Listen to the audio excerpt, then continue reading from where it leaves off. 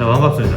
오늘은 건대 산업디자인과 유형의 주제를 만들어서 연구작을 진행해봤습니다. 기역자 연통이랑 정육면체, 구멍이 뚫려있는 정육면체, 나선형 파이프 투명 유리 이 주제를 가지고 공간감을 표현하라는 주제를 풀이를 해봤습니다. 처음에 이제 이 소재를 받았을 때 딱 소재들이 기역자 연통 그리고 파이프 구조와 공간을 가지고 있고 절연 정육면체 안에 이제 역시 뚫려있는 공간을 가지고 있는 아이들이죠. 필수적으로 이런 주제가 나왔을 때 주제에 대한 어떤 조형성이 많이 필요합니다. 사실 공간감이라는 주제는 이 소재에서는 사실 자연스럽게 나오는 주제거든요. 이렇게 어떤 주제 조형성이나 이런 것들을 풀이를 하다 보면 어쩔 수 없이 공간감이 나올 수밖에 없어요. 그런 부분들은 되게 자연스럽게 나와서 너무 막 깊이 있게 생각할 것까지는 없지만 그래도 그 공간감이라는 주제를 한 번 더 생각을 해보면 여러 가지 어떤 공간이 나올 수 있겠죠.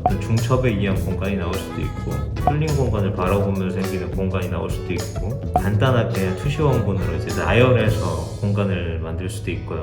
그 중에서 저는 이제 아크릴판을 이용해서 중첩되면서 생기는 어떤 채도의 변화나 중첩을 통한 어떤 공간을 좀 표현을 했죠. 그러면서도 주제부에 절연 정육면체가 뚫려있는 구간과 어떤 파이프들을 이용해서 조형을 좀 이루어낼 거예요. 포인트 부분에서 이렇게 이제 기역자 연통 같은 경우는 뭐 어떤 방향으로 쓰느냐에 따라 이제 축이 형성이 되는 거니까요. 그 축들이 어떻게 형성이 되는가를 좀 신경 쓰면서 디자인 작업을 했습니다. 처음에 앞쪽으로 강하게 이제 튀어나오는 연통을 가지고 어떤 네거티브 볼륨이나 강조점을 좀 찾아주고 밑이나 주변부에는 작은 연통과 주황색 파이프가 좀 뻗어나오면서 축의 주중부 관계를 형성시켜주는 혹은 강조해주는 역할로 썼죠. 그리고 나서 주제부의 한 3분의 1 정도는 이제 아크릴판의 건너편으로 보이게 해서 채도감을 좀 낮춰가지고 자체에서 어떤 공간과 대비가 나올 수 있도록 좀 신경을 썼죠. 그 포인트에 있는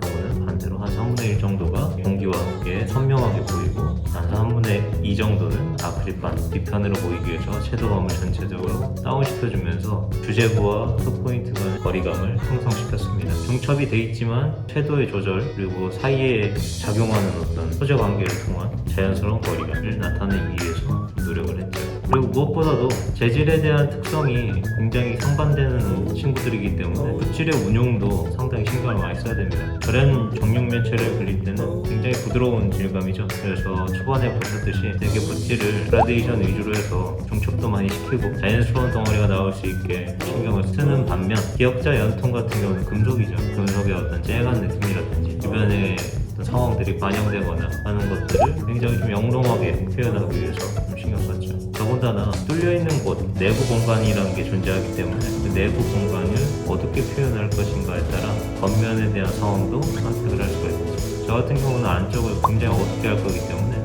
또 저렇게 이제 주황색 파이프도 있어서 밝게만 처리할 게 아니라 어둡게 누를 것이라 겉면을 좀 밝게 선택을 했고요. 그래야지만 주변에 굉장히 농도 짙은 명도 개체와 산뜻하게 떨어져 볼 수 있어서 그런 부분을 좀 신경을 썼죠.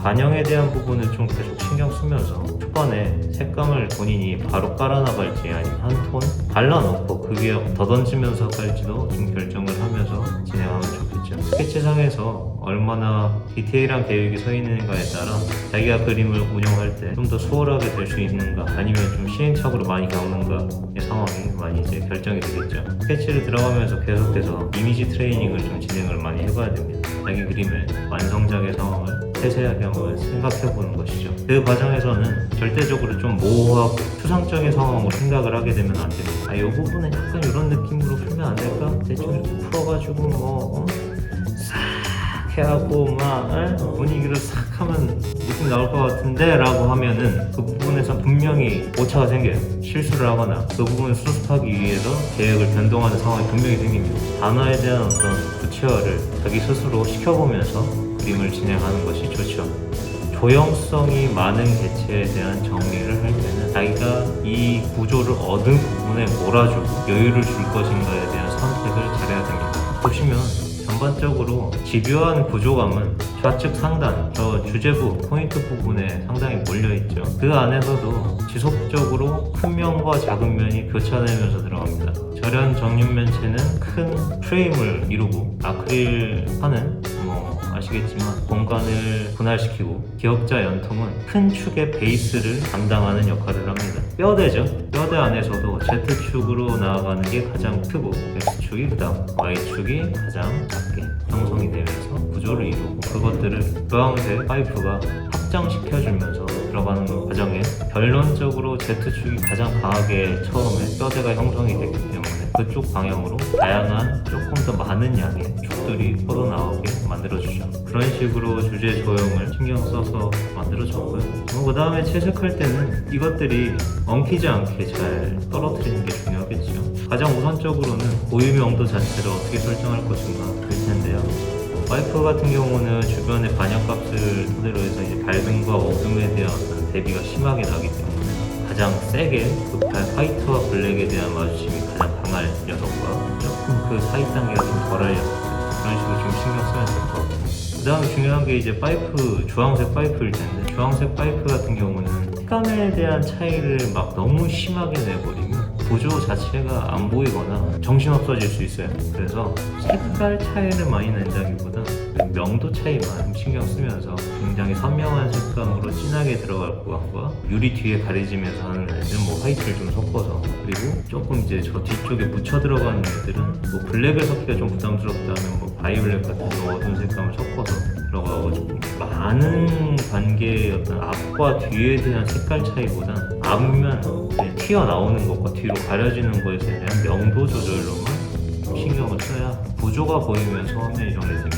그렇게 되지 않으면 좀 너무 어려운 싸움이 되어버리니까 잘 보이지도 않고 이러한 주제 같은 경우에 조금 더 톤에 대한 부분이 직관적이어져야 되기 때문에 너무 이제 분위기 있게 풀거나 느낌으로 이제 빼버리게 되면 오히려 이제 마이너스가 될 확률이 높죠.